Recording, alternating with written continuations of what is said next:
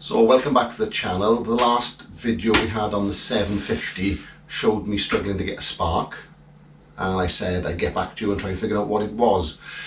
I did test a number of things like the regulator, rectifier, tested to see if that was fine, the coils, which are fine.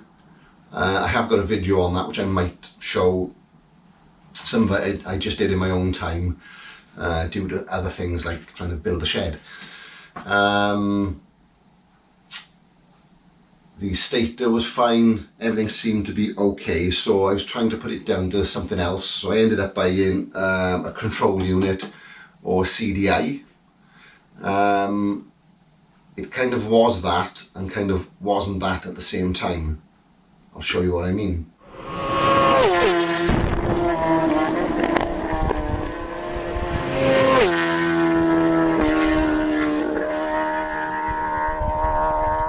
So I read a few things online about the ignition system on this bike, and some people mentioned a 100 ohm resistor, which is on the back of the ignition system. Now this isn't the original one. I unsoldered the original one and put another one in. It's much smaller than this. It has the same resistance, but it's much smaller.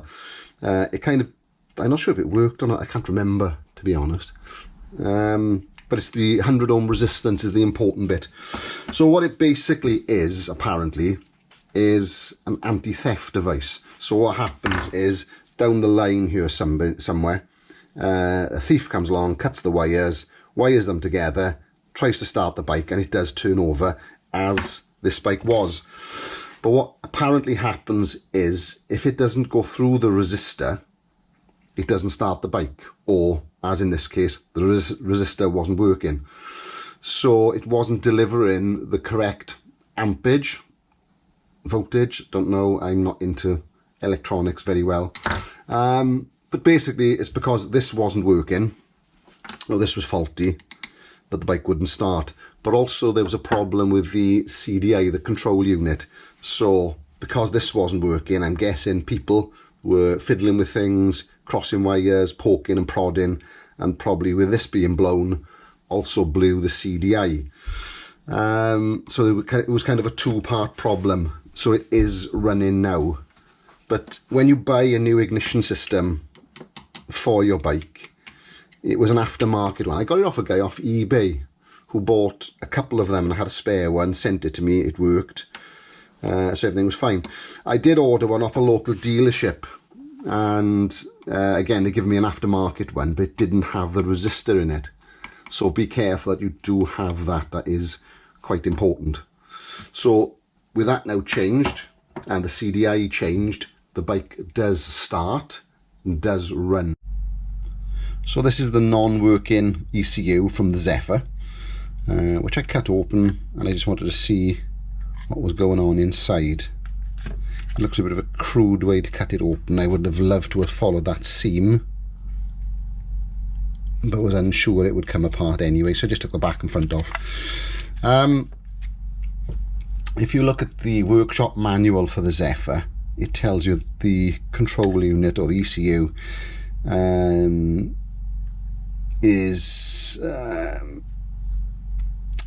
they tell you that the ECU, you can't work on the ECU, it has to go to the dealer to be tested.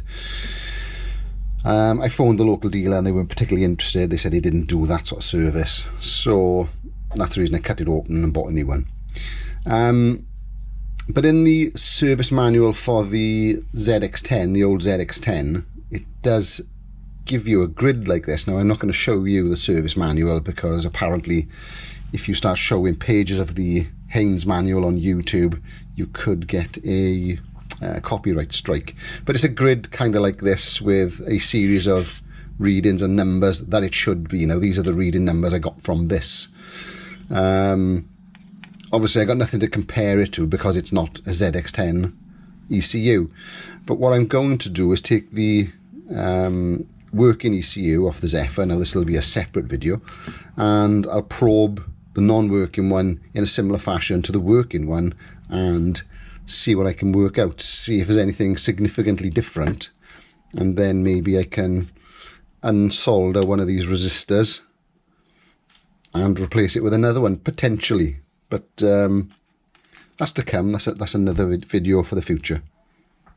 So as I say, the proof of the pudding.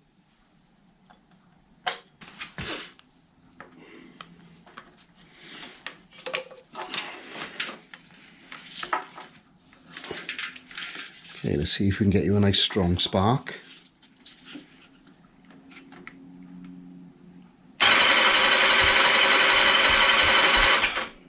There we go.